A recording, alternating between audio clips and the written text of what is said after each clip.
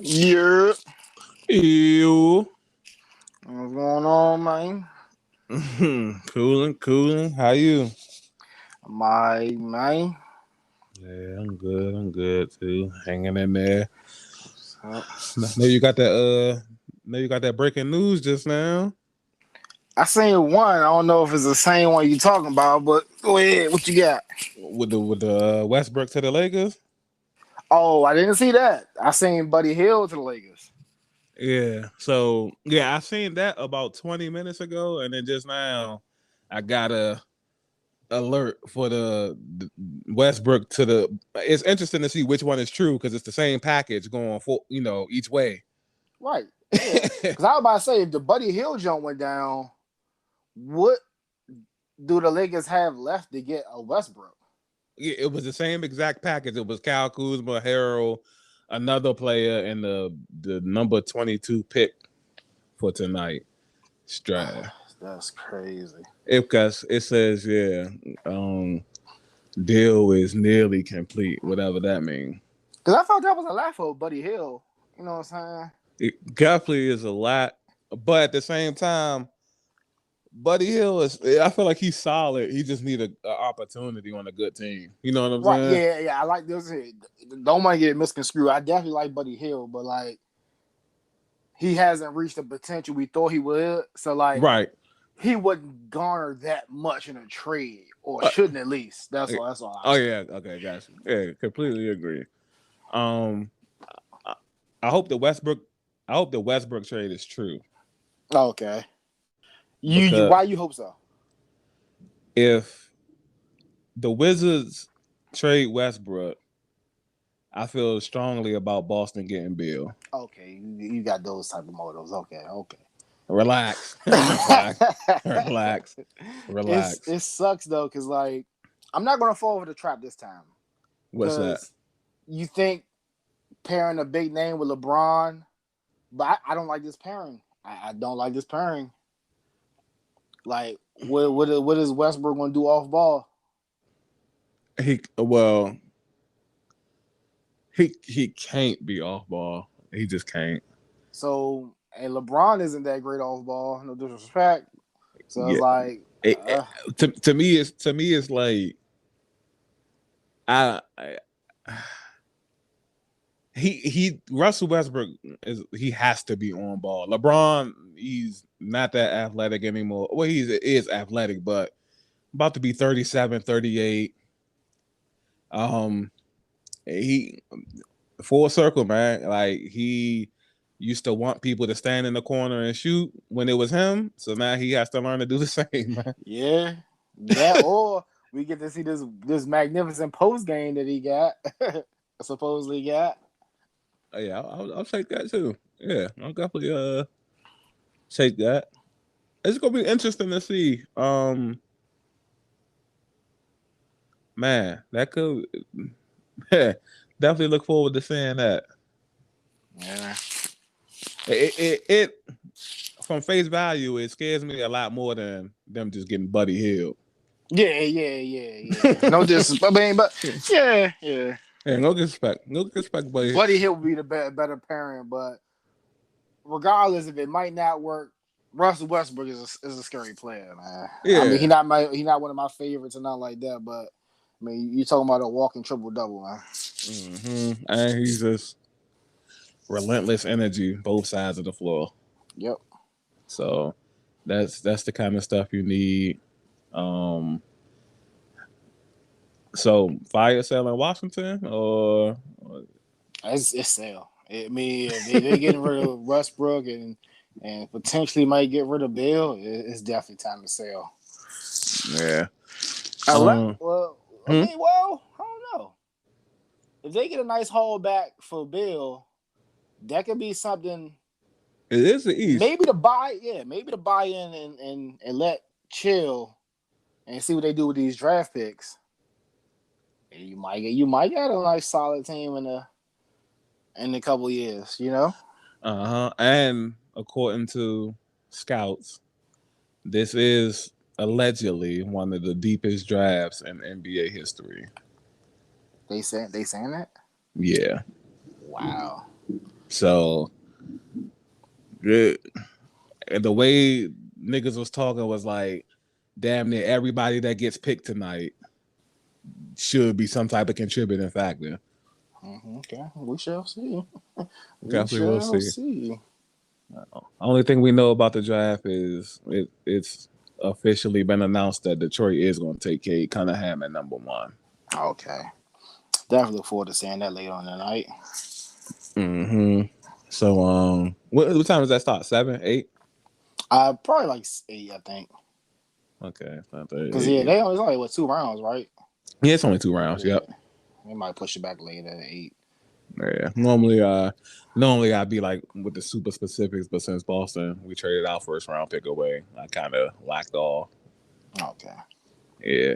So other than that, you ready to get into these topics? Yes, sir. Man, so what do we want to talk about first? I mean, since we talked about the NBA, shouldn't we just get those out the way? Yeah, man. Might as well. So the way I'm gonna segue from that is Lakers, LeBron, Westbrook. They get Westbrook, they'll probably be the favorites to come out the West. The favorites to come out the East, barring injury, will more than likely be the the Brooklyn Nets. Yeah. The Brooklyn Nets. So Kyrie Irving is in headlines as far as not being on board with the recent release of one of his shoes. How do you feel about that? What's going on with that? Oh, that's crazy. Yeah, it's like the shoe. I mean, like he said, he doesn't have any input on the shoe or what have you, but the shoe looks very similar to other Kyrie models. Maybe he didn't want that direction or what have you, but yeah, and to see him like voice his frustration on social media and pretty much denounce his shoe, that probably won't bode well with the struggling Nike basketball unit already. Like the KDs, Kyries, and LeBrons, they just don't hit that well. You know what I'm saying? And then for him to keep down his own, and for whatever reason, that's how like the sneaker market is. Mm-hmm. So like if Kyrie isn't buying into his own shoe, and if he don't buy into it, he might not wear it. So he's not going to create moments in that shoe. You know what I'm saying? So that's not going to do well with selling this new model. So why do you think like these modern day superstar shoes don't hit like that? It's a couple of different things. Like these, I don't know. They not really doing the iconic things in the shoes. Like if you look at like a lot of the Jordans, they have iconic moments attached to it. The flu games, the Olympics. Mm-hmm. You know what I'm saying? The last shots. You know what I'm saying? So it's like it's not really a lot of that. And then Nike design team is like super trash. Like I was talking with my homie, shout out to Fly Guy. He says Nike is struggling with doing a good mix of performance and style. Yeah. It's like it's easy. It's like it's I want to say it's so easy. Because like Nike can like really milk they are milking the game. Don't get me wrong, but it's like you can make money over money. Because like what really sold Nike basketball division was like I said the moments, and then you have like you can attach a shoe to a holiday or a theme. Right, it's so much untapped stuff and stuff you can rehash. You can do it right, and they just don't do that.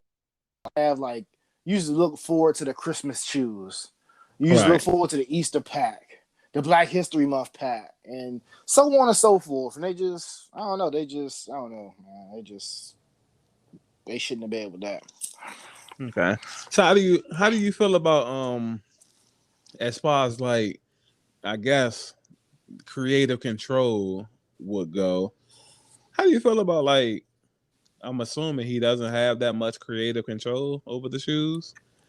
Yeah, I guess so. I mean, I guess maybe he had it early on, and then maybe they just all of a sudden they just really stop getting his input or something. I don't know, but it's that would be something I would want to have on my shoe. That's like something you always think about, like if I make it to the NFL, NBA.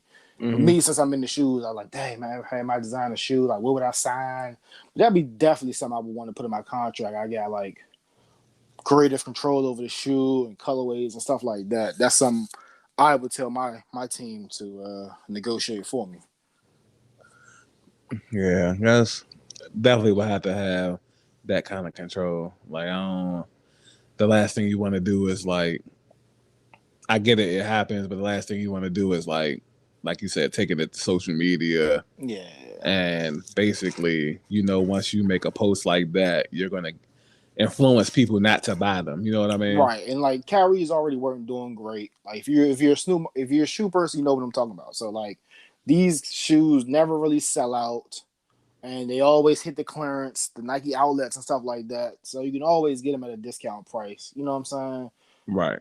So yeah, this is on top of that is just not going to bode well for the new Kyrie signature shoe.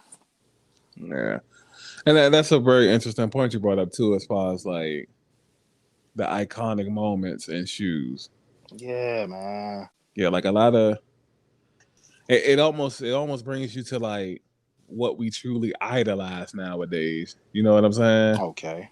At least with certain players, because it's like, unless you're like Giannis is kind of like a different type, because he has highlights. You know what I'm saying? Right. And now he definitely has a couple of iconic moments, but he's not going to really go out and consistently give you a bunch of iconic moments. You know what I'm saying? Mm-hmm. At least not the ones that we're like accustomed to. So yeah, I feel for Kyrie, and at least in this occasion, and hopefully they can get that resolved over at Nike. Yeah. All right. Before we leave this topic, did you see the exchange on Twitter between KD and it's this guy named Cuff? Small backstory. He somehow linked to he sold LeBron like some shoes or some jerseys back in the day before LeBron like blew up. You know what I'm saying? Okay. And so he's actually friends with LeBron like on Twitter and everything. So he's like one of the faces of NBA Twitter, if that makes sense.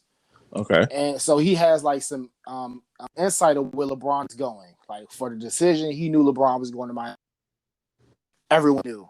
And he knew LeBron was going to LA before everyone knew. So he's been like featured on ESPN. His tweets have been featured on ESPN every so once in a while. But to get to the point that I brought up, he tweeted that Kyrie needs a new team around him. KD, for whatever reason, took exception to that and quoted that tweet and put like an empty, poor condition room. Basically saying like people who make these statements, you know what I'm saying, they live in these type of conditions. Okay. And then Cuff responded back with, yeah, it's 5 a.m. in Tokyo. We definitely about to bring home the bronze. And then fast forward to what I was really bringing it up for. Kyrie left Rock Nation Sports. And so Cuff is having it up early this morning on Twitter saying, oh, some guy. That's what ESPN calls him, some guy. So he's like, some guy. It was right again. Kyrie got rid of his team. And that's what I said. He needed a new team around him. So that was just an interesting tidbit to see on Twitter yesterday. Oh, yeah. Wow. That's interesting. So Cuz was talking about that kind of team.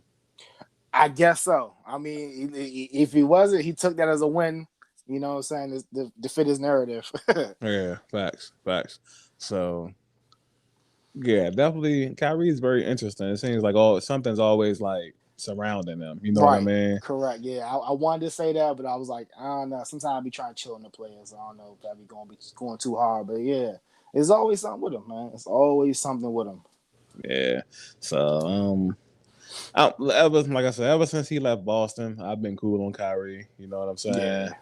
I don't have a problem with like you leaving. It's the way people do things. You know what I mean? Right. Like you. I was about to say they having a senior night, having like a fan fest night, and you telling the whole stadium full of people you gonna resign just to like dip out a couple months later. You know what I'm saying? Yeah. Like, bro, just why do you even tell people that? You know what I Right. mean? Yeah. Like, If it ain't a done deal, don't promote nothing like that. yeah. And then you know the management is trying to work with you to see like what you think the pieces should be around you. You know what I'm saying? Yeah. And you not answering the calls and you being standoffish at work and all of this type of stuff. And like, yeah, I kind of was out on him after that type of Yeah. stuff. See, I can go into a whole rant because like my homie hit me this morning. We saw talking about this. I'm like, but this the type of person that gets those type of calls. And a story we're not going to cover, Aaron Rodgers, he can't get that courtesy, but Kyrie can get that courtesy from a team he was with for a cup of tea. You know what I'm saying? And it to me it really comes down to like, you know, a lot of life is preference. You know what I'm saying? Mm-hmm. So when you say you want something, it's like the organization put you in a situation where you literally had everything you needed. You know what I'm saying? Yeah. And I don't know. That's like I said, it just seems like it's always something. Once I peeped that, I was like, it's just always something with this guy. You know what I'm saying? So one thing that we can since we was talking about the Lakers earlier, and we did bring up LeBron, we didn't discuss how he is the first active player to reach the billionaire status. You gotta give it up to him, man. That is amazing. See stuff like that's amazing, bro. Definitely. It almost sounds unreal. Right. He's literally still playing, and he's hit the billionaire status. Man, I know we rag on LeBron. It's more so for on the court stuff. Right. But man, off the court, has he had like almost a perfect life off the court? Yeah. Yeah, like bro, he's like one of the best businessmen I done seen, bro. Him and Hoes, man. Yeah. For Business our culture, you know what I'm saying? facts. Businessman, family man, like Yeah. Living the life, man. yeah, off the court, literally. Like he high school sweetheart, still married to her, kids together. Right. You know, got the your passion is basketball. Got to win a championship in your hometown. Right. How Like many people can say that? facts. Like literally is just. I know everybody got their problems, but literally is looking like Cloud9 for real. You know what I'm saying? Yeah. That's impressive. I'm super impressed, man. That's congratulations to LeBron. Definitely. Big congratulations, man. Yeah. That's fire. Yeah, super fire. Anything you want to add to that? Nah, man, you summed it up great, man. Like I said, man, that's amazing. And just imagine how much more money he could be making, but he's limited to certain stuff because he's still an active player. You know what I'm saying? Facts. Yeah. So once he retires, I'm guessing he'll quickly become like some type of owner in the NBA as well. Right. Yeah. Yeah. So that'll add on to that revenue that he's getting. You know what I'm saying? Bro, let me hold something, man. Damn. Yeah. I ain't greedy. Let me get 100,000. You know what I'm saying? A little hunt that wow, man. Yeah. But other than that, we're going to jump sports. And we're gonna go to the NFL. Okay. So we're not gonna talk about this, but it is worth mentioning that Aaron Rodgers is back at Packers camp. The Packers made a bunch of what they call it concessions to Aaron Rodgers. Obviously giving him say so when roster moves, I guess on the offensive side of things. GM came out, I think it was either today or yesterday, and said that, and this is awkward. They didn't want Randall Cobb. Aaron Rodgers want Randall Cobb, so we did this for Aaron. before we even get off, because I really don't want to get into this, but what do you feel about like what's going on in Green Bay? Like, what is that about? Yeah, it's just it's You're watching an organization that don't take care of their players. Like Aaron mentioned a lot, and that's what I was trying to tell Knight is like they don't take care of their players. So what you're watching is someone have to eat their words. They were ready to dump Aaron Rodgers, but they couldn't. Jordan Love probably is not up to par, and the other quarterbacks they brought in aren't up to par. Yeah. So they couldn't make that easy transition. You know what I'm saying? They got lucky when Aaron Rodgers fell to their lap in that draft. But now, you know what I'm saying, Jordan Love isn't ready to take over, so now they have to eat their words. You know what I'm saying? And shout out to Jordan Love's publicity people, because during that draft, during that whole process, they had hyped him up so much that made it seem like he would be like ready to go day one. You know what I'm saying? And it's year 3 and he's not ready to go. You know what I'm saying? So shout out to him for that. But the real reason we wanted to bring up the NFL is an ongoing war, which is, I feel like, is on its way to spreading outside the NFL. And it comes down to the vaccinations. There's been a low number of recorded vaccinations as far as the NFL go. A lot of players aren't getting it. They're against it. The NFL is putting in these incentives where people could lose game checks. Basically, they're saying that they're going to make your life miserable and a living hell if you don't get vaccinated. So they're indirectly trying to strong arm you into getting vaccinated without telling you to, hey, go get vaccinated. You know what I'm saying? Yeah. All types of outrage from this. What do you feel about that, man? I'm not really a big fan of it. And like Cole Beasley said it, like he said it well. Like he's not anti-vax, he's not pro-vax, he's just pro-choice. You know what I'm saying? And it sucks that they're taking away the player's choice. And then like I don't think NFL is gonna take no accountability if something happens when these players take the vaccine and something goes wrong. You know what I'm saying? Right. It just sucks that some people like DeAndre Hopkins, they might give up their dream. You know what I'm saying? Right. They're you know what I'm saying, their love, because you know what I'm saying, they don't want to be a hindrance to the team. Like that's an ultimate team player. You know what I'm saying? Like some people might look at it as him being selfish, but like, hey man, that's not what he feel, and he's not gonna try to play through it, and if he costs the team games and stuff like that, he's just going to step away. So I mean, this just absolutely sucks, bro. What you think? Oh man, it does suck, and I feel for DeAndre Hopkins. Players like him are in a tough situation, but he's on a mega deal right now. I feel for the players who need these checks, man, who's not getting like the millions. You know what I'm saying? True. And one missed check could throw your whole thing in a frenzy. You know what I'm saying? Yeah. So I really, it's forcing you to. It's the harsh reality, man. It's forcing you to either stand on your morals or go against them, and like you said, you just pray that nothing goes wrong when you get these vaccinations. COVID-19 is clearly not going nowhere. We're literally, although unofficially, we're literally back at square one with this new variant. They're already talking about closing down like amusement parks, theme parks and whatnot, maybe even as early as sometime in August. So we could potentially be heading towards another maybe quarantine period or something like that.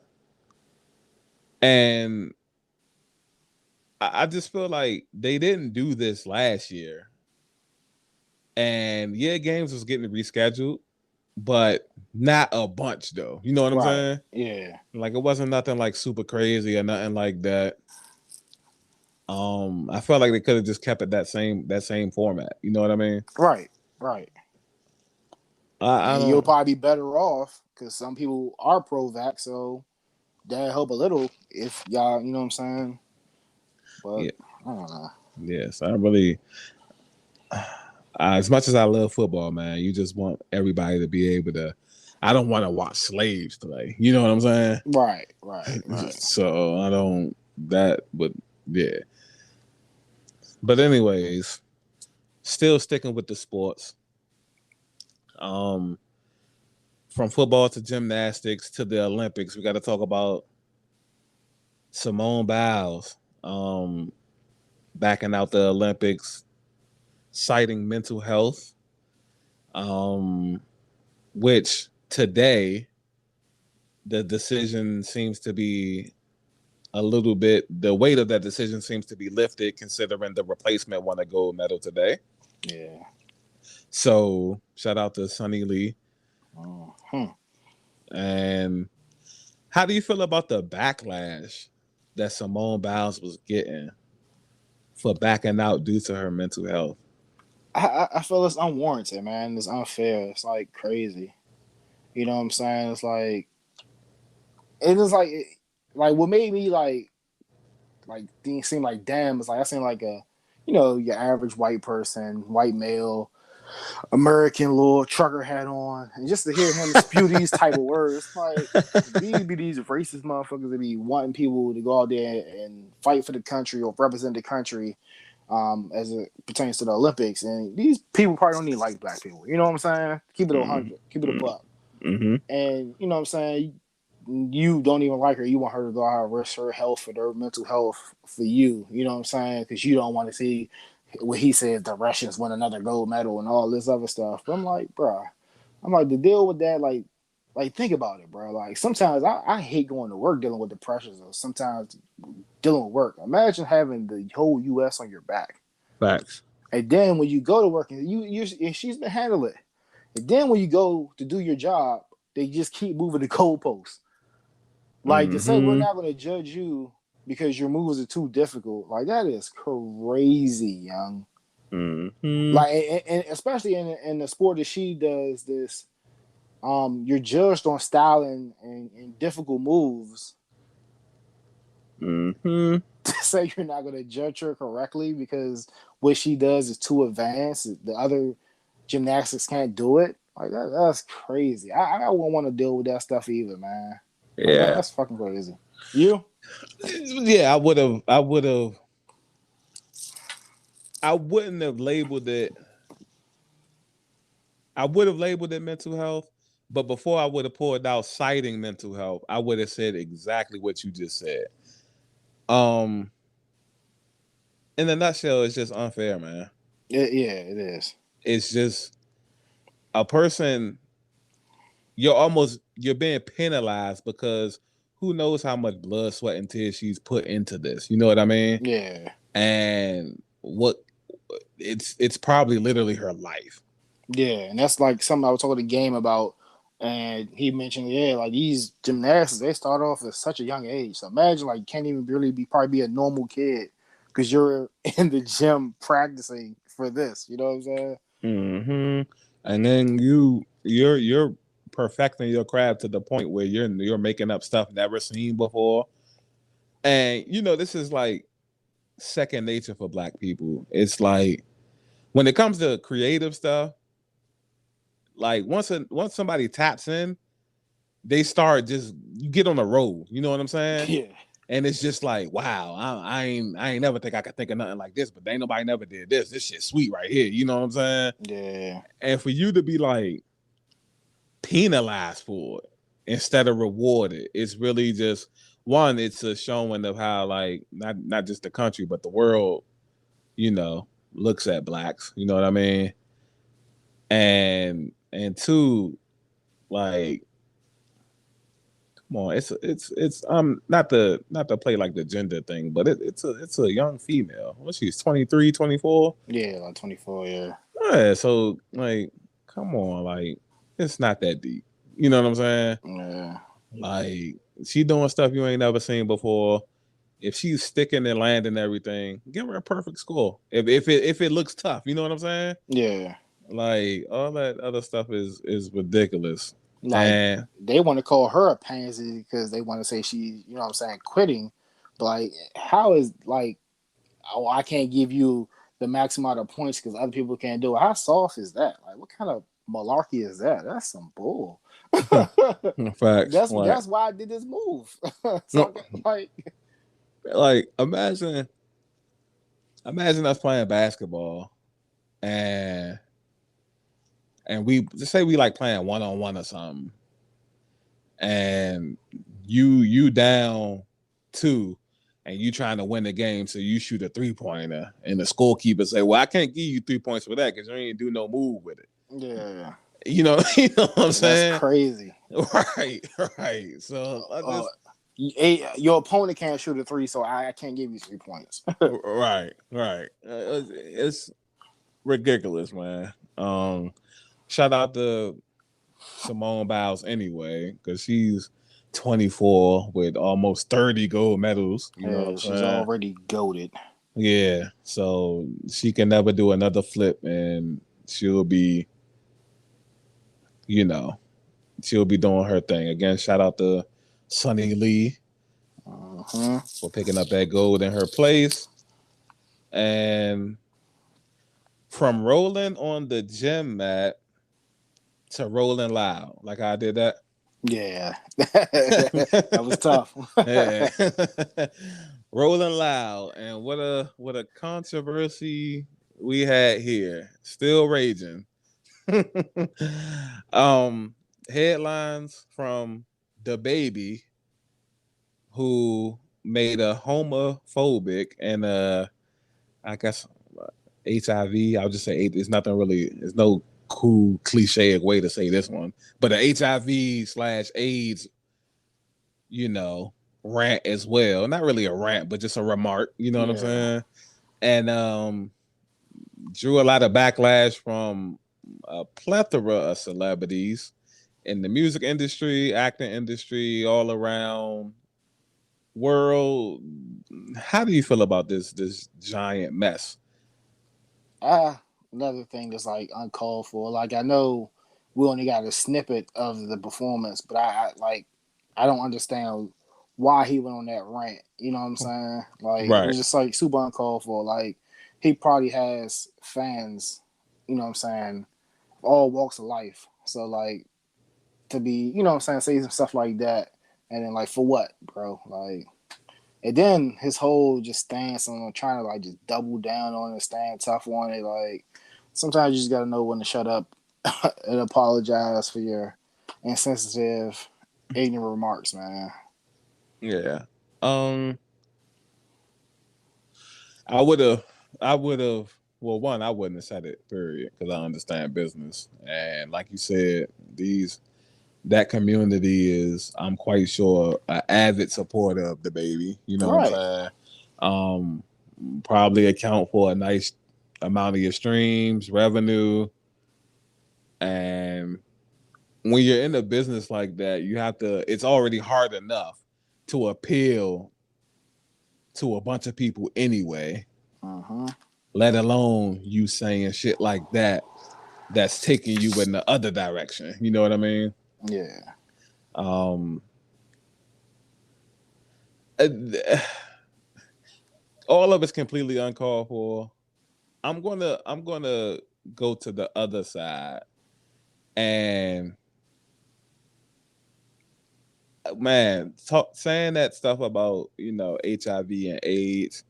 I really wish people would educate themselves on what HIV and AIDS really is. You know what I mean? Yeah.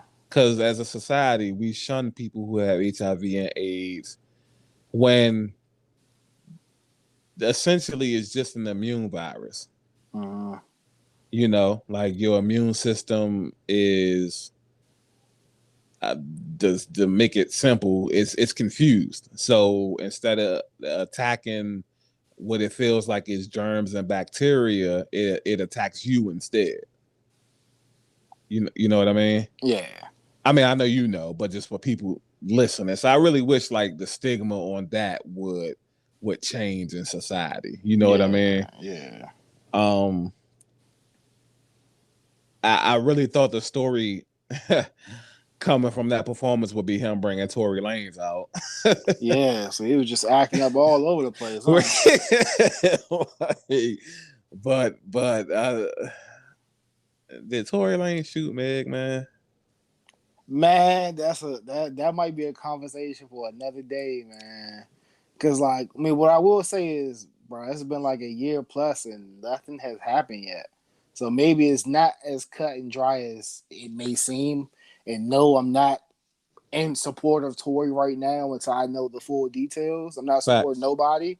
Facts. I'm just waiting to see this play out. Because you know how people are, oh, you say something like that and you got to be pro Tory. No, I'm just noting the fact that, like, it's been a little minute. And but he probably did mess himself up because I'm pretty sure, I think I heard that Meg has a restraining order and he was at Rolling Loud and his performance was right after Meg. So Meg was probably still somewhere in that vicinity. You know what I'm saying? Right. So he might be in trouble for that. He definitely might be in trouble. But yeah, I definitely thought that was going to be the big deal story until DaBaby kind of just washed that away. Do you think his career? He's going against. I don't know if they're trying to cancel DaBaby. I haven't heard the cancel thing. Have you? No, I don't think so. But that's the thing. It's like, I don't know. Cancel culture. I would say his career. I don't think it's going to be over because cancel culture doesn't really cancel too many people. You know what I'm saying? Okay. Like I only seen like maybe like one person who wasn't as big as him. Maybe this dude named Daniel Caesar. Oh, he's canceled. He was like one of the nice ascension to, you know what I'm saying, being one of the R&B guys, and then he's been low. I've been saying his name featured on a few tracks here and there. I mean, I guess you could say R. Kelly and maybe Bill Cosby, but like, look how long that took. You know what I'm saying? Right. Yeah. Yeah. Yeah. From the backlash I was seeing, people was just calling him ignorant and going on him. I haven't seen. Normally, you would see like a bunch of let's cancel him or he's canceled. You know what I'm saying? Yeah, but he'll lose a few dollars. Like he lost a sponsorship with this clothing brand called like I think Boohoo Man or something like that. Okay, it's kind of like on the lines like a Fashion Nova type thing or whatever. Okay, and then you got like one artist, Dua Lipa, came out and said something. I don't know. She might push to get that track changed or some shit. I don't know. But yeah, that was a big track for us. I don't know. People say that stuff, but you know what I'm saying? They don't like to play with the money too much. Yeah, you know what I'm saying? You know, being politically correct versus actually doing it. That's what politics do. And that's what, you know, people pick up on that kind of stuff when it comes to their business. Yeah, just an apology. He seems like he's gonna hold fast on these comments. Yeah, he got like his little Avengers behind him, the T.I.s, the Boosies, the Tory Lanez. Yeah. Yeah. Even if you're not gonna apologize to the gay community, that's one thing. But I really feel like at least to the HIV. Yeah, he gave like some half-hearted type stuff and tried to say like maybe we didn't get the full thing and he wasn't a Santa like that, and you know what I'm saying? But still, I don't know. I don't think it was good enough. That's not my call to see if it was good enough, but you know what I'm saying? I don't know if that community might accept it. Yeah, that is, yeah. You know how that community is, but I'm not gonna say nothing about it. So we were talking about the Tory Lanez and Meg situation, and it's been a bunch of other cases, and which is there's a lot of rappers just like shooting people, killing people, getting caught with these guns, these drugs, and that will lead us to our next subject of why the rappers can't leave the streets alone. Oh my God, this for the love of me, I just can't figure it out. You know what I'm saying? I mean, I understand to a certain extent, but like when you make it, like when you're like an NBA young boy, when you're like kind of solidified, you're doing crazy numbers, like leave that stuff alone. You know what I'm saying? Like you don't need to mess with that stuff. You got a different stream of revenue. Mm-hmm. You know what I'm saying? You got something to live for. And you can support your family. You're taking care of so many others. Like they got to do better and not throw away this opportunity. You know what I'm saying? Completely agree. Has to be something like in the mental where this is like an addiction. You know what I'm saying? Yeah. And you don't care about the negative outcomes enough to want to break the addiction. You know what I'm saying? Yeah. Too much of anything is bad for you, but in this, especially in this sense, where it's like, you know, you're in these streets and you might go to jail for a few years. Niggas don't care. You know what I'm saying? Yeah. Like, these labels are really signing street niggas. Yeah. And this is becoming more and more evident. It for me, I start thinking something was wrong. It's just something's wrong mentally with and he's not a rapper, but Aaron Hernandez. You know, Yeah. you literally you're in the NFL and you're making millions of dollars and you're on a max contract, at least a max contract for, you know, tight end sake. Yeah. Yeah, and you're winning. You won the Super Bowl. Like you're at the peak of you're a key cog in the machine. You know what I'm saying? Everybody remembers that Gronkowski Hernandez duo, and y'all are killing people. Right. Like why? Like you're making $50 million a year or something like that, or whatever the contract was, and if it's that dire, you can hire somebody.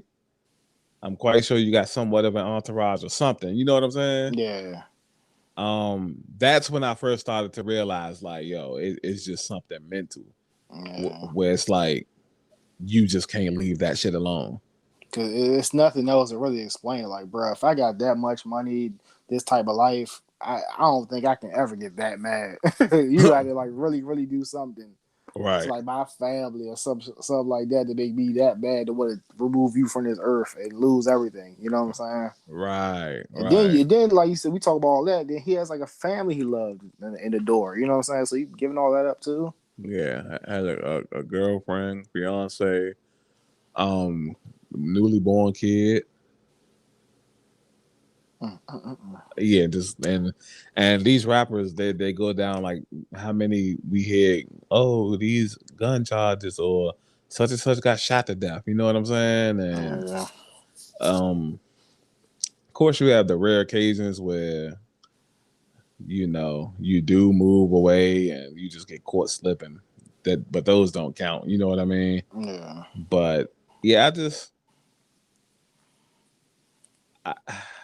I really don't think it's gonna change, but I'm just the type of person I always like to hold out a teeny bit of hope. You know what I'm saying? I hope it changed. But like you said, I don't see it changing because I don't know, man. These niggas is different, man. It's like these niggas getting more ruthless and ruthless, man.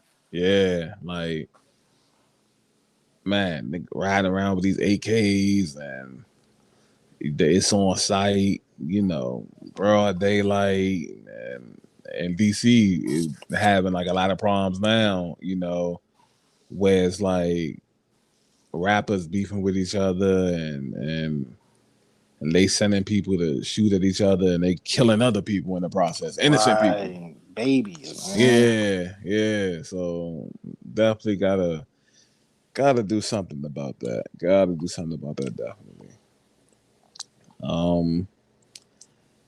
I guess since we're talking about rappers, we can get into one of the most iconic. Well, not, I don't know if he's an iconic rapper, but he is.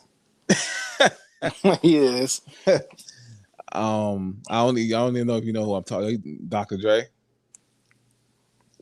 Go ahead. So Dr. Dre. Definitely iconic rapper, man. Iconic producer. Yeah, but iconic rapper. Come on, It's a one hot album every 10-year average. hey man. Niggas still waiting on Detox, man. Nah, we not. It's over and done with. We done. It's been 20 years. We done. All right, this nigga boys and oh man. But Dr. Dre has just, I don't know if it was settled out of court or whatever, but has to pay a spousal support and child support. I don't know if it's both or either or. $300K a month until his ex-wife remarries, which for the life of me, I don't understand why she would with that kind of money coming in. He's not. But on the other side, Kelly Clarkson has to pay spousal support and child support upwards of $200K a month. And wow, it's unbelievable. I couldn't imagine getting that much money every month. That's crazy. Yeah, I ain't even know Kelly Clarkson was still making that kind of money when she get hit for that much. Yeah, and that's who. What do you feel about these, like, I'm not gonna say excessive amount of spousal support and child support, but what do you feel about these like monumental amounts? Like It's a bit much, even on both sides. I'm just happy. I'm just like kind of happy a little bit inside my petty side, if I can admit. I'm a little bit happy because like they was like cheering for Dr. Dre wife for getting that, even though she probably got the short end of the stick because Dre got that bread. Yeah. That 300K is a lot to us, but she actually did receive the short end of the stick by what she wanted. Right. You know what I'm saying? And so I was happy that Kelly Clarkson got hit. No disrespect to Kelly. It's not about you. It's bigger than that. You know what I'm saying? Mm-hmm. But it's like, that's a lot of money, man. It's like, sheesh, like, I can see you be on the line for maybe a little bit, maybe that amount for a little bit shorter time until you find your own. Or if it's gonna be for that long, it should be just for like basic needs of living and stuff like that. You know what I'm saying? Like, that's kind of crazy that I'm on the hook for that. You know what I'm saying? That's crazy. Not only do you have to maintain your stuff, you have to maintain my mansion. Right. You know, my cars. Like you're literally on cloud nine, whoever the divorcee is. You know what I'm saying? Yeah, you ain't got to worry on nothing. And he was like I think he's like a talent agent or talent scout or something like that. So then there's his own money coming in. Right. And he's still getting the 200. You know what I'm saying? Unless she finds some way to bring it back to court and say he's making his own money. He don't need mine. You know what I'm saying? Well, I'm not sure how the spousal thing works, but that's not going to make a difference when it comes to child support. Yeah. Like if she's the breadwinner, and then obviously, I guess her life on the road. So he got the kid. Right. So she can't have the custody of the kid. She's going to end up paying, you know. So, yeah, I couldn't imagine, man. That's Dr. Dre that's after 3 months, that's $1 million. Yeah. So that's about $4 million a year. Yeah, man. like that's damn near NBA contract, you know, vet minimum. You know, that's more than the vet minimum actually. The vet minimum is 1.5 a year. But yeah, that's wow. That's a crazy amount, man. Like, I mean, that sucks. Even though I know he got the bread, but still though, you know what I'm saying? He worked hard for that bread. She helped too. Yeah. But still though. Sheesh. And one, it's a testament to how much money he actually has. Which to me, I'm guessing he's worth more than $1 billion now. It has to be somewhere past $1 billion. Because $300K a month is, like I said, that's $4 million a year, and that's just her. You know what he doing. You know what I'm saying? Right. So definitely that. And then considering what she took him to court for, she wanted, I think, what, 2 or 3 million a month. Yeah. And Yeah. she wanted rights to his name and all of that. You know what I'm saying? Yeah, she was wild. Definitely super violent. So she definitely got the short end of the stick for being greedy, as she should have.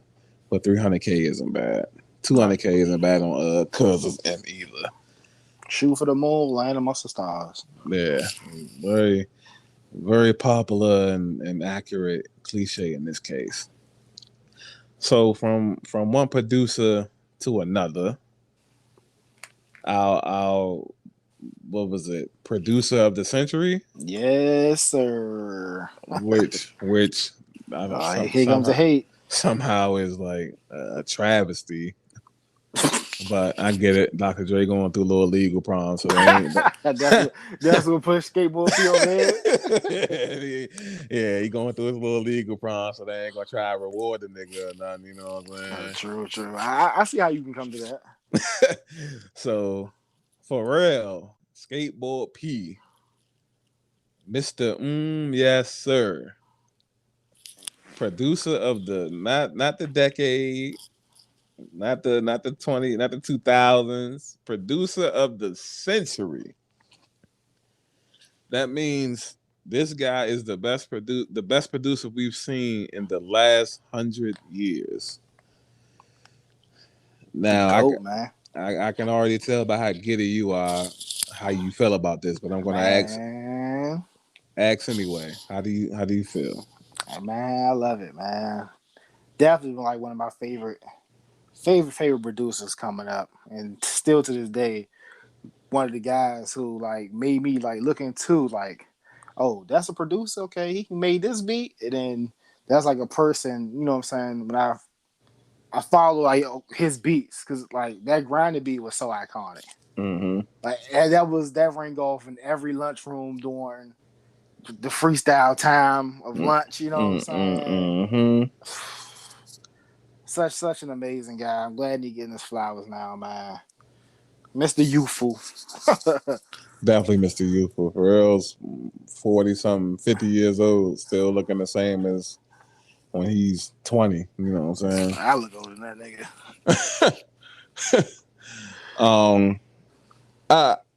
PHARELL is definitely one of the top producers of all time. You know, if I had to vote, I probably would have voted Dre. But you know, no shame in him winning it. You know what I'm saying? Mm-hmm. It's one of those. All right, well, he won, so nigga body of work is incredible. Now, if it could have been somebody else from you'd have been like, "Man, who the fuck is that?" You know what I'm saying? Like, then it'd been like questions, but nah, I definitely would have went. As far as like a top 3 go in my book, I definitely would have went Dre, probably PHARELL, and then probably Kanye. And yeah, definitely no, like you said, iconic grinding beat. It's a lot of clips, songs from that time period that the beats was just out of control. Of course, he got the Happy song, which is probably, you know, his biggest track of this side of the 2000s. Yeah, PHARELL's overall a good dude, man. At least from the outside looking in, you know what I mean? And he from the area, man. Yeah, Virginia, DMV. You know what I'm saying? Yes, sir. So, yeah, definitely those beats. Even the music he does with the nerd group, those beats are even like fire. You know what I'm saying? Yeah. So, I mean, definitely deserves this award, man. At the end, like I said, I would have voted for Dre, but no shame in him winning at all. Definitely skateboard P. You know what I'm saying? Also had a lot of people doing the Star Trek sign with their fingers and shit. Mm-hmm. I can't even do that shit without like using my other hand and shit. Yeah, I can do it with one hand, but I got to do that with the other hand and shit.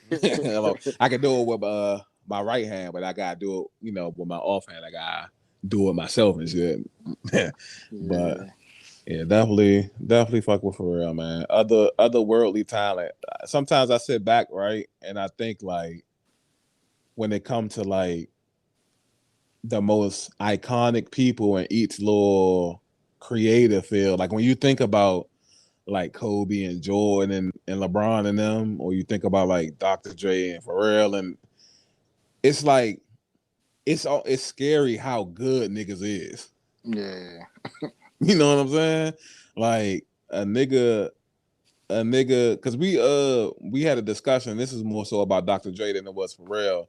But it's like, yo, a nigga's been making beats since the 80s. You know what I'm saying? Mm-hmm. And it's like, how are you still good? like, Yeah. like you don't think like, damn, I done ran out of things to do. Like, nah, niggas are still good. like, so yeah, that shit's scary, man. Like, shout out to them, you know. Definitely shout out to all in all. Yeah. So keeping on with the with the iconic musicians, a Nick Cannon. Yeah, you know what I'm saying? Yes, sir. You know what I'm saying? If y'all and anybody listening, don't start that hating shit. Your pops don't like me. He is iconic. Dig alone. Yeah, man. Man, hits, man. It definitely had hits. And one of the most iconic dances from Love Don't Cost a Thing. Yes, sir. I still see people do this shit to this day, to this day. I think it done made its way to Fortnite and some more shit, man. Shit crazy, man. So before we get into what we was gonna talk about with him, when you sing "Love Don't Cost a Thing," did you think that dance would last as long as it did? Hell no. I didn't even really think too much of the dance at the time. And then when I seen people doing it, since I love that movie, I watched that movie like so many times. I knew exactly what they was doing. And like you said, it's crazy to see it's still relevant in the culture to this day. Shout out to Nick Cannon. When I first saw that dance, I probably was crying. I think I was crying. That's how funny. I'm like, yo, Nick Cannon is a fool. Even whether he made the dance up or not, him doing it, I'm like, he's a fool, bro. And so to see it make its rounds on TikTok and social media still in 2021, like you said, Fortnite, that's big homage to Nick Cannon. Yeah, bro. So he's been involved with a little bit of prank wars with Kevin Hart. You were saying you want to talk about that? Yeah, man. So I couldn't even imagine engaging in prank wars like this. First, I didn't think too much of it because the first one I saw is on I think Kevin Hart's birthday. Nick Cannon sent him like a goat or some shit like that. Okay. So like okay, and then Kevin Hart answered maybe like a few weeks to a month later or something like that, and he put Nick Cannon number on a billboard, and people were blowing up Nick Cannon's phone. Oh my god, bro! How do you feel about that? Like, how do you feel about pranks in general? Well, one, I'm a fan of pranks. I wanna get into like doing more of them. I feel like depending on your environment, it's harder to prank certain people. You know what I'm saying? Yeah. What they're doing, that's like, you know, I guess I could easily just go post a person's phone number somewhere.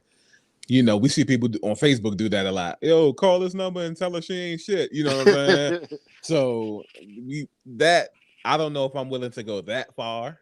And that's what I was going to ask you. What's your threshold? Like, you know, we all watch the type of videos like the on YouTube and stuff like that, Facebook. Like, what's your threshold with pranks? Like, what's off limits?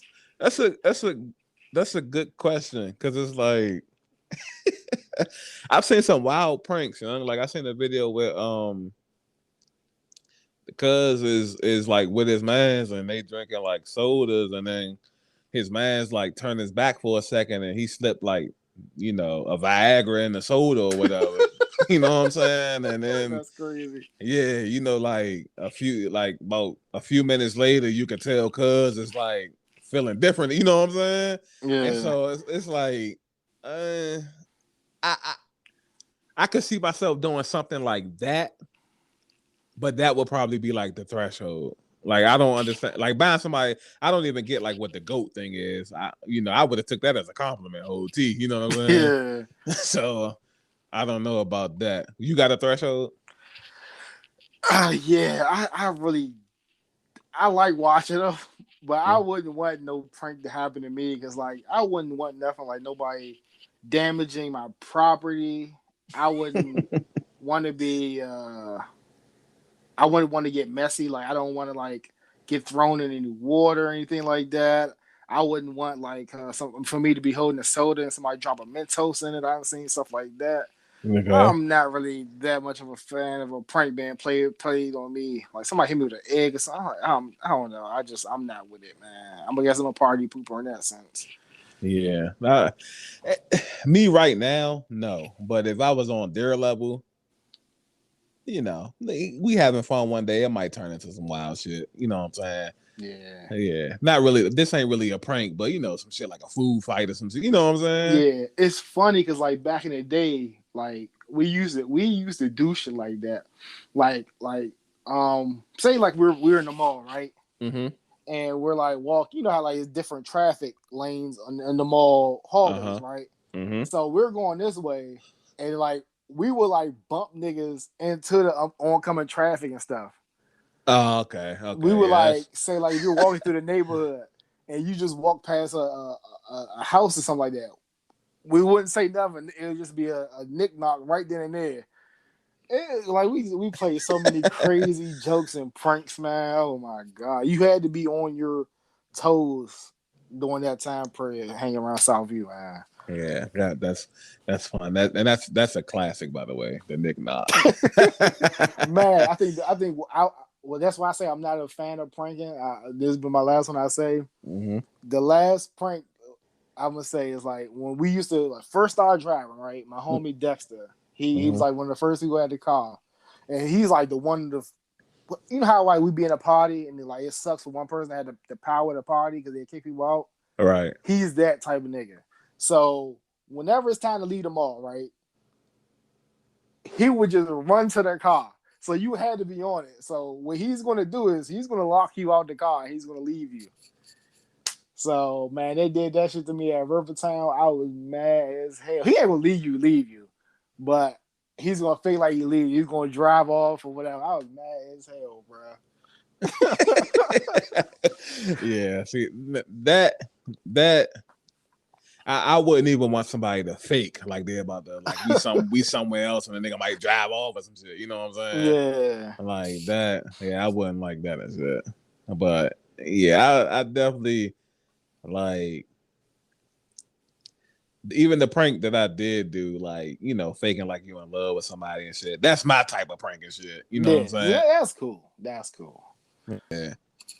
So I ain't that all that, like you said, damaging niggas' properties, and I don't know when it became a like classified as a prank to me break your window or some shit like that. No bull. You know what I'm saying? Like, yo, throw a brick through his window. Bro, prank them. You know what I'm saying? I got you. Like, I don't. Maybe like, when nah, man, my window real loud broke, Slim. Yeah, like maybe when you got a bunch of money, shit like that is pranks and all that. Yeah, but niggas be like burning shoes and some more stuff. Yeah, like that. Right now, that ain't a prank. Yeah. But yeah, I really, you know, they longtime friends. As far as I know, going all the way back into what was that? The Husbands of Hollywood. Which was a hilarious fake reality TV show. Hey, oddly enough, you say that. I heard it's coming back. I never watched it, but I did see it's coming back.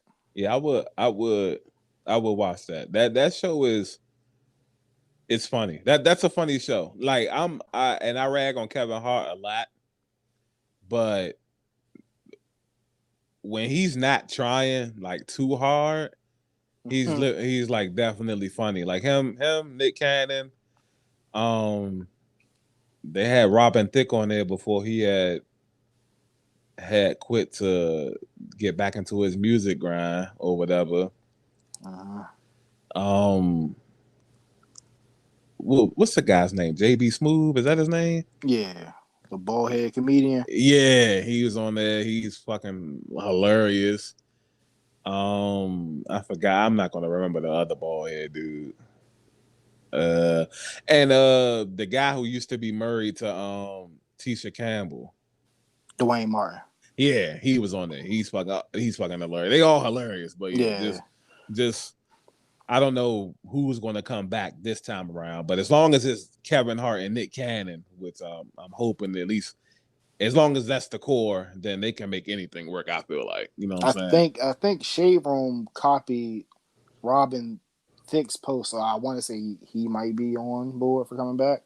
Yeah, which he should be, because he wasn't when that first came out. Robin Thicke was like he was like the man with the music still. You know what I'm saying? Yeah. Which was I was even like, it's even funnier to see him be like a fake little comedian, because he was married to, like, who was he talking to at the time? She was like super huge too.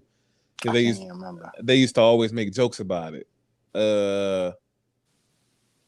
It was somebody, one of them iconic musicians and shit he was talking to.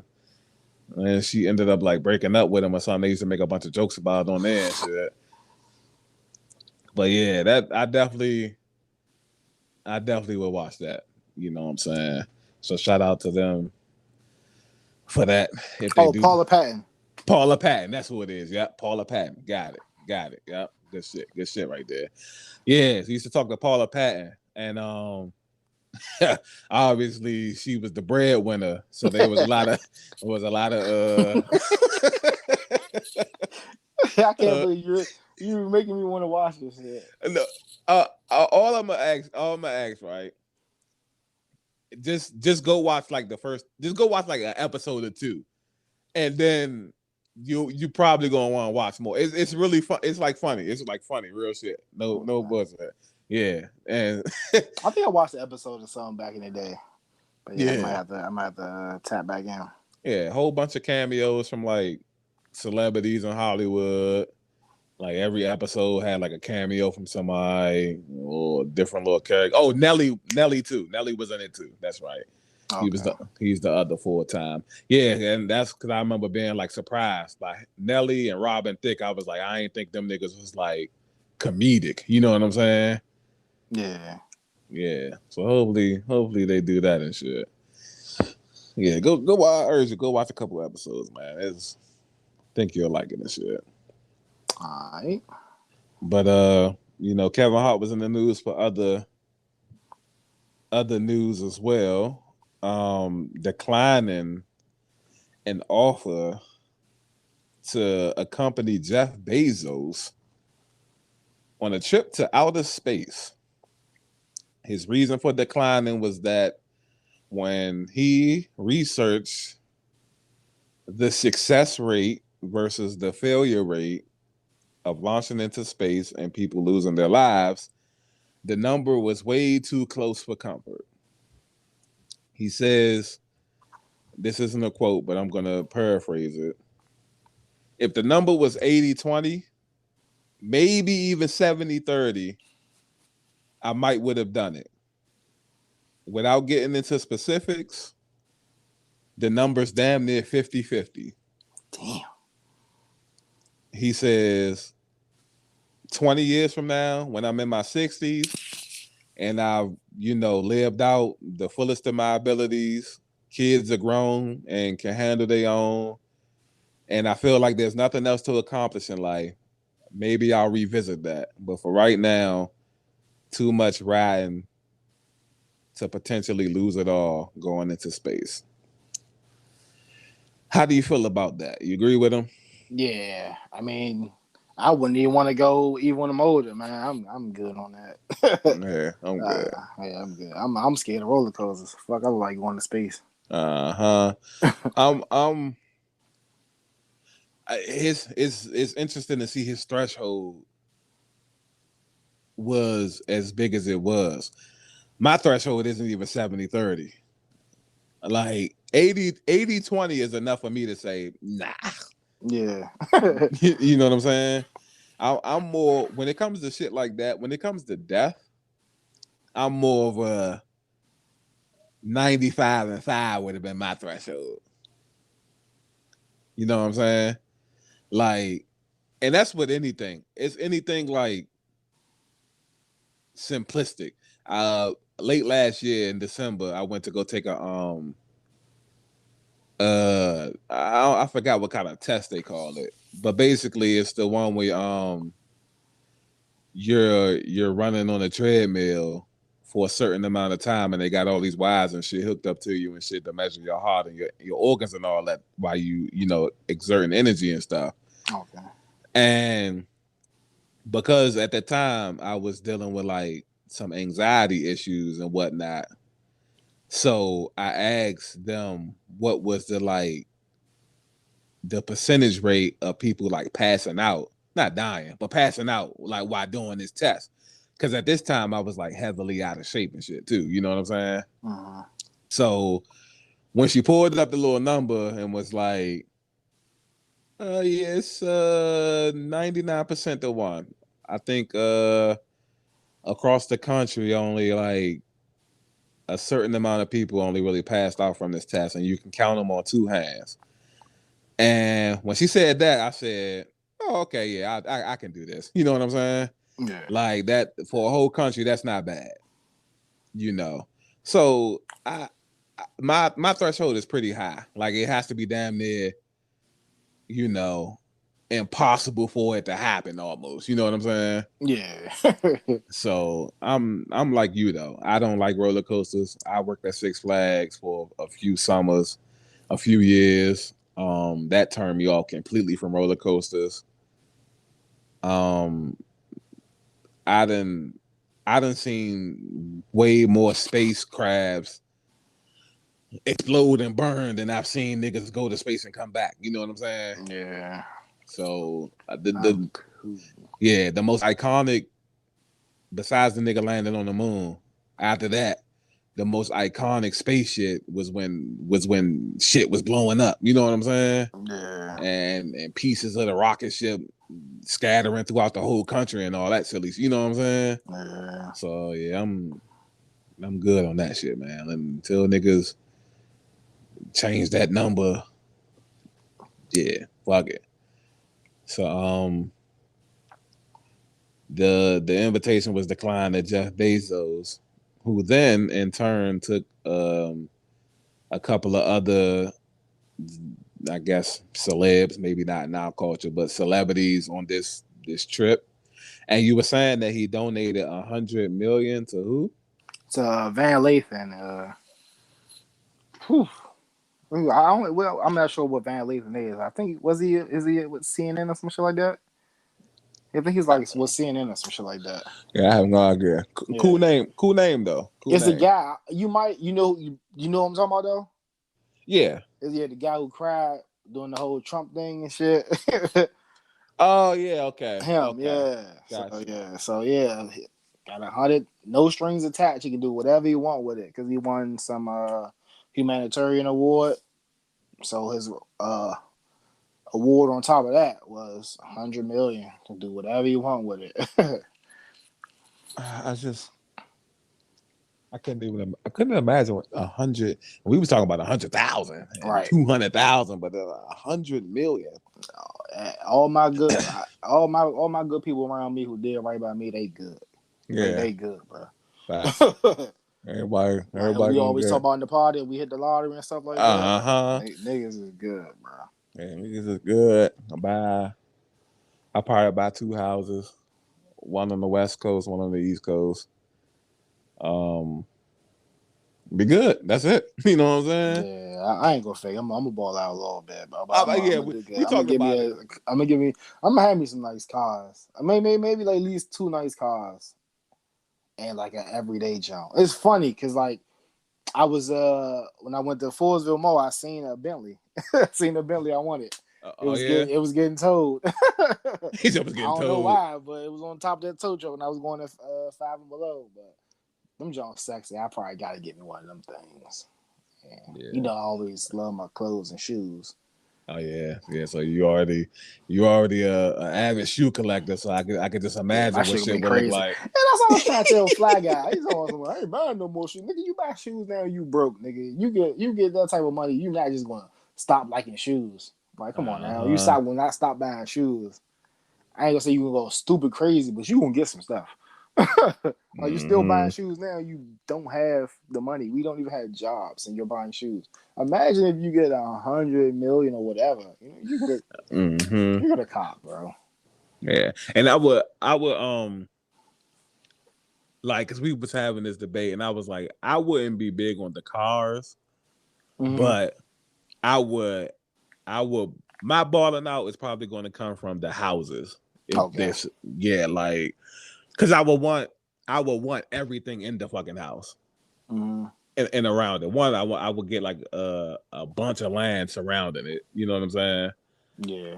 Obviously, I would want like a basketball court inside and out. Okay. Football field outside. I would want like a movie theater in the crib.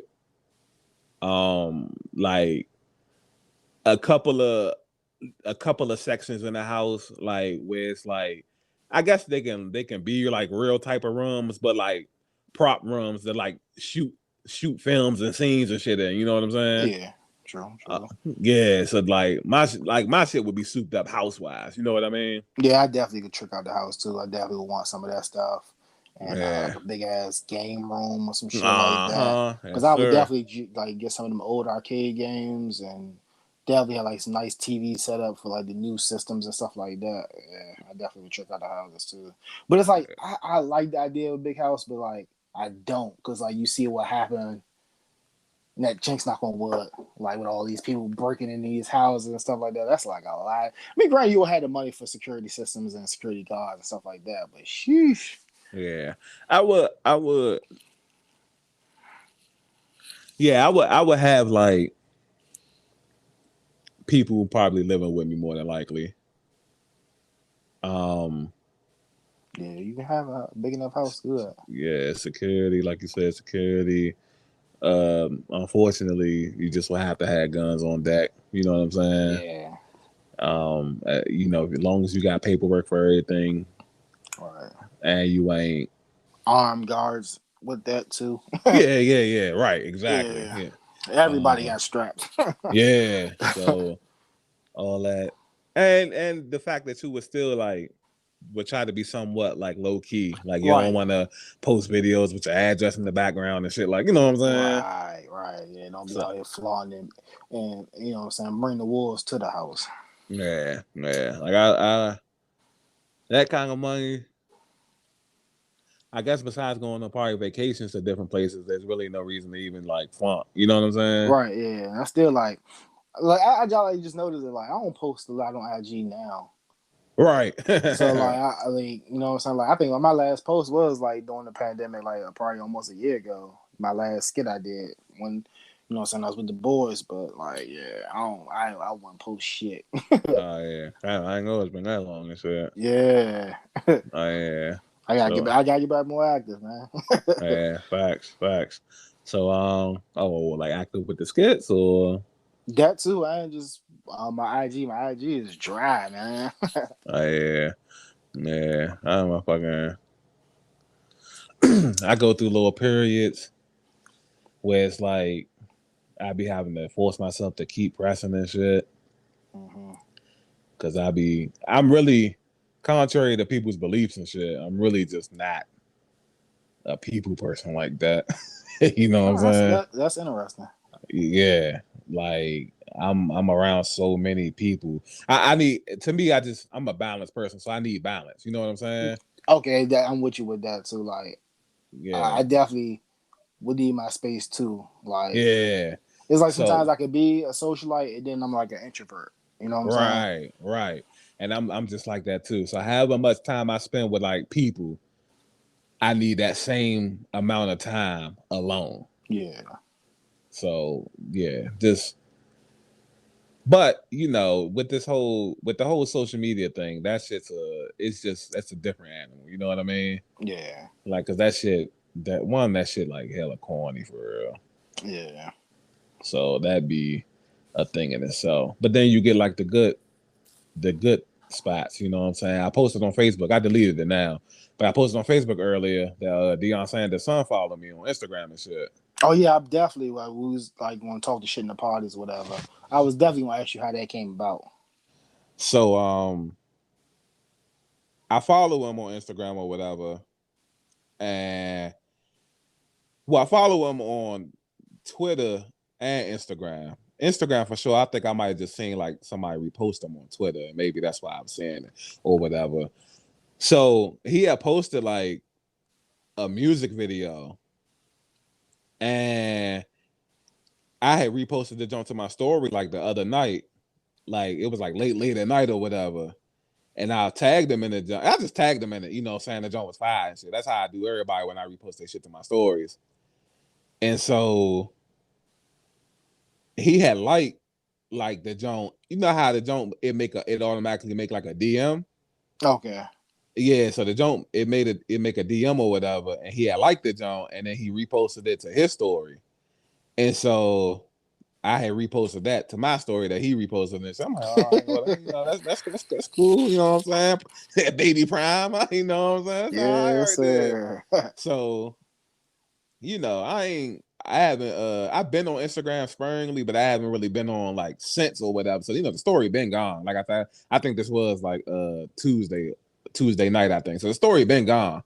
Okay. And then I just so happened to get on today, and at first I was like, now I must be tripping or something, you know what I'm saying? I'm thinking it's something from like it's about to say like they archived the story or some shit from, you know, Deion Sanders Jr.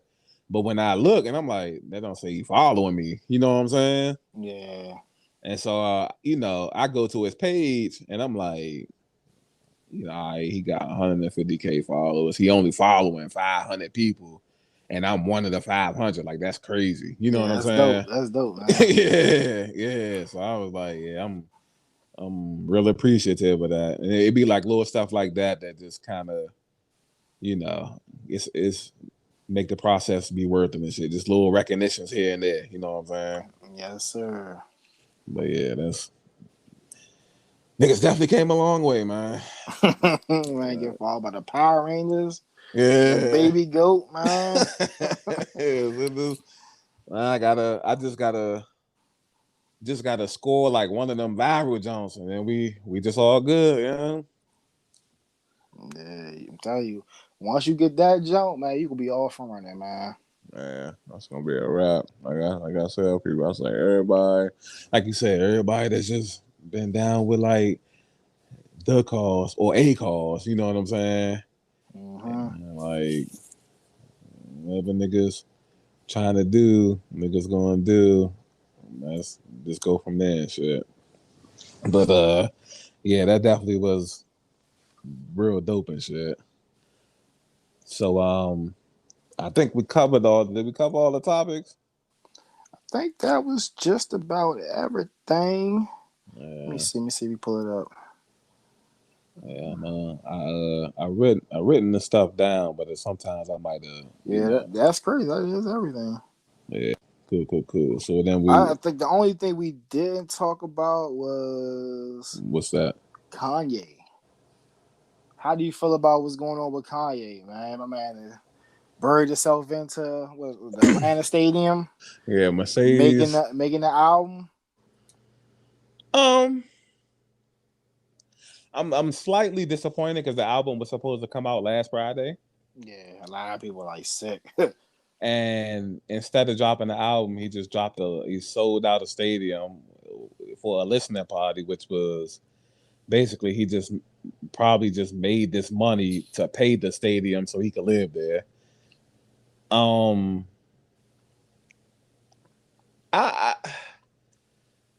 Music wise, Kanye is a genius to me. Not really a big fan of like how he handles this stuff, but I know he's unorthodox. You know what I'm saying? Yeah, that's what I was going to talk about and ask you about, man. What's that? Just like the extra stuff that he does. Like he's like walking around with like a pantyhose on his head. like as a face mask, like an old bank robber. And Yeah, like, is it really that essential that you need to live in a stadium to create music? yeah. The weird thing about artists is that you never know what can inspire them in that moment. So True. when he went to go do that, that listening party, something might have happened there, or he might have felt like a certain vibe or something like that, to the point where he's just like, I can't leave here till I finish this. You know what I'm saying? Yeah. And that's like well, not music wise, but that's how a lot of like painters and all those type of artists would be. You know what I'm saying? Yeah. So I'm trying to, I guess, give him the benefit of the doubt. I guess, you know what I'm saying. But I'm one of the ones that was sick about the album not coming out. I really was looking forward to it. Yeah, that kind of fell off of Kanye's music. Mm-hmm. One, because like it hasn't been that great, and then with his antics as of late, still not gonna make me, you know what I'm saying, right, listen to it. But for the sake of the podcast, I'm pretty sure we might want to discuss and give an album breakdown or something like that. I will be listening to this music, even though I haven't listened to like his last maybe 2 albums. But I will listen to this for the sake of the podcast. Yeah, I definitely will. We definitely could do an album breakdown. I like doing those. Yeah, other than that, man, I just the antics, I'm not a big fan of the antics either. But if that's what drives him, then I guess have at it, man. You know what I mean? Mm-hmm. So with that being said, you ready to get into these what the fuck facts? Yep.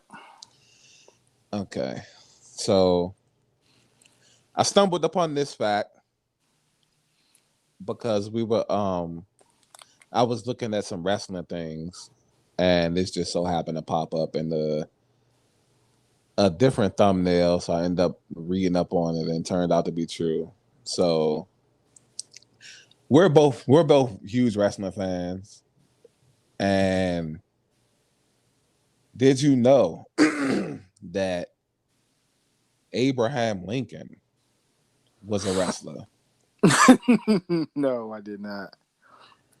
Abraham Lincoln, the 16th president of the United States, before getting into politics, was one of the most successful wrestlers in the history of mankind. Wrestled 300 matches and only retired because he finally lost his first match. Abraham Lincoln's wrestling match record is 299-1. Wow. That is crazy. And when he lost, he got into politics. Yeah, and then excelled there. That was a legend.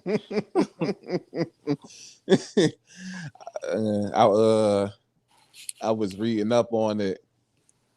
When I research stuff, I do like the Googles, and then I do. I went to YouTube, watched like a little video. Niggas in the comments were saying like, "That's why I love people." Like, niggas was trolling and whatnot. So niggas like, yeah, and I bet that first L was the either Hulk Hogan or Randy Savage. They weren't putting over nobody. What I'm saying? Them niggas weren't putting over nobody. Somebody was like, I forgot what's the name of dude that assassinated him. I can't remember. I think a John Wilkes Booth or something like that. Okay. Yeah, like, oh yeah, that was his first L. John Wilkes Booth. Yeah, John Wilkes Booth. Finisher was called the Bullet or something like that. Something like that. Niggas, niggas is acting up. Niggas is acting up in the comment section, bro. They be some of the most wildest niggas on the earth, man. Facts. But yeah, I did my research on it. It turned out to be true. I did not know Abraham Lincoln was a wrestling guru. That is crazy. Man, you found some of the wildest facts. Oh, and that was an accident though. I wasn't even trying to look for like facts. I was just reading up on like different little wrestlers Right. and shit. You know what I'm saying? But still, man, that's crazy. That's a crazy find. All right, so my fact. You kind of that's why you go, man. You kind of segue into it. You mentioned this website, YouTube. Do you know about the creation, how YouTube came about? All right, so we talked about this gentleman earlier today. Jeff Bezos, was a co-founder of a small little website called PayPal, right? And 3 of his workers from PayPal, they branched off and they wanted to make a video dating service website. So, you know what I'm saying? Like, if you looking for somebody, you could upload a video to hook up with someone, potentially. That fell through and birthed YouTube. But do you know why they turned that service into YouTube? Why? The iconic moment of Janet Jackson nip slip at the Super Bowl. It was so hard for one of the founders of YouTube, or what it was called, Tune In Hook Up. That was the dating website name. Okay. So it was so hard for them to find that clip of Janet Jackson's nip slip. He thought, we should do something about that. And that's what birthed YouTube, a place for to keep videos like records. that, and for you to upload stuff. You know what I'm saying? Just wild blunders and stuff like that. And that's what birthed YouTube. He seen a calling, a niche for them type of videos, and that was birthed YouTube. Wow. So a couple of different things impressed me about that. One, that goddamn Jeff Bezos, man. Right. money over. Tesla, PayPal, like Amazon. He got goddamn Bezos, man. And 2, did he invent, not him, but other cuz you're talking about, did he invent YouTube to be a creep? He might have. My man wanted to see the nip slip, man. Yeah, we just gotta make something so I ain't gotta see it. Right. Just log on and see it whenever I want to. Yeah, that's a great find too. Yeah, I like that. I didn't, as much as we've been on YouTube, I guess I never sat down and thought like, damn, who had this idea? You know what I'm saying? How did it come about and stuff? You know what I'm saying? Right. Like, I've been on YouTube like since like almost its inception. You know what I'm saying? And I didn't even know it was its inception that long. I didn't know YouTube was so fresh, but I've been on it for so long, and for me just now to hearing this story of how it came about from a dating service that failed, turned to what we have today. Yeah, that's crazy. Yeah, that learn something new every day, man. Yeah, excellent. So, are we doing the big ups? I got a different one. You can do a big up. I got a new segment. It's called A Dog. Like, you know how black people is. Like, when we gotta have a conversation, we like, hey, dog, A Dog, me holler at you, dog. All right, I'll lead the way. So, XAVIon Howard, cornerback for the Miami Dolphins. You know me, I'm a big advocate of players get your money. But he is potentially messing up for other people, because XAVIon already got paid when he requested a payday. Still has 4 years left on his contract and is asking for another payday. And I feel that's a bit much.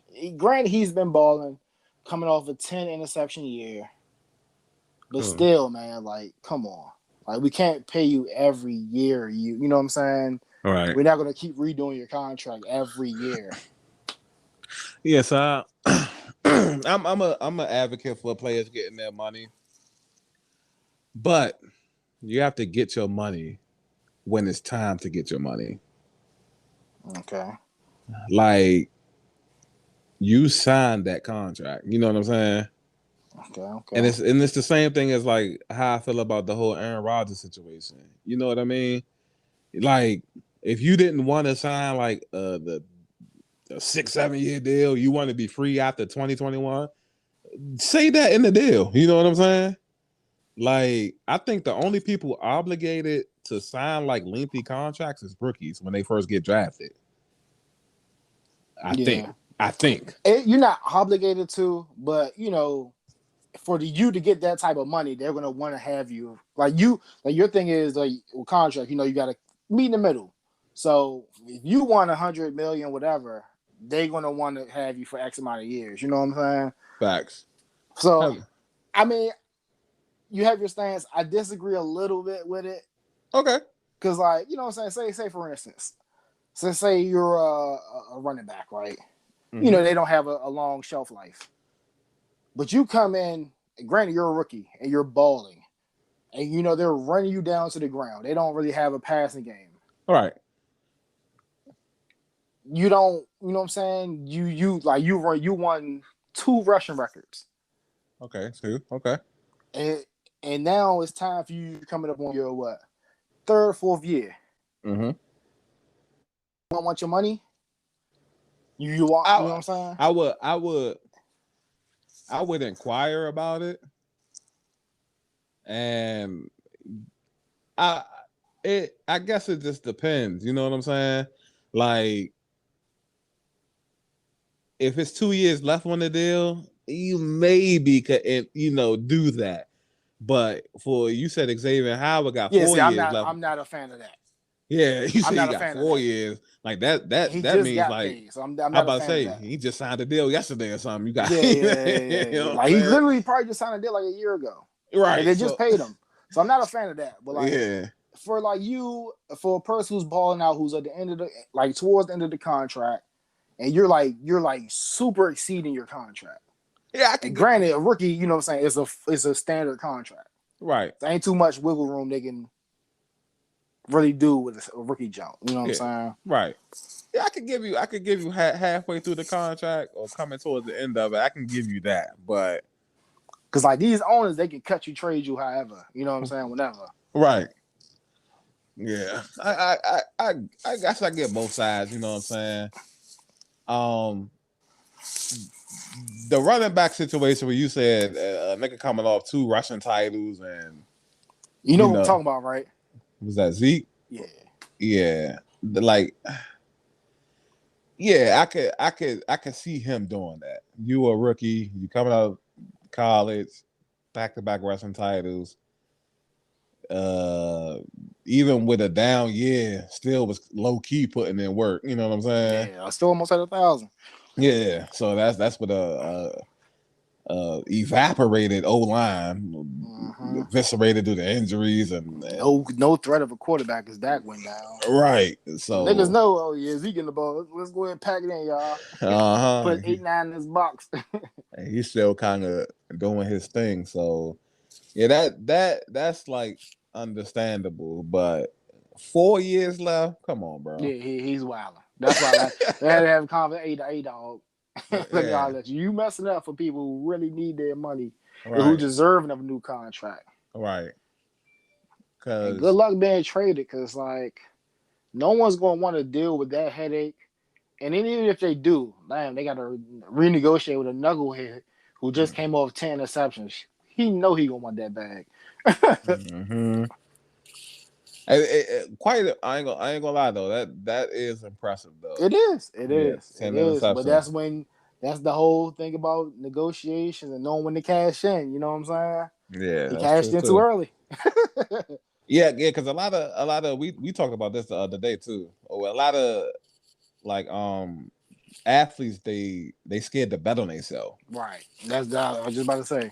And remember I was telling you the other day about once we traded Kemba, us having like the cap space to sign another max player, because Jaylen Brown signed his extension too early before he fuck around and was making the All-Star team and all that. You know what I'm saying? Mm-hmm. And now he getting the bag but it ain't a max bag.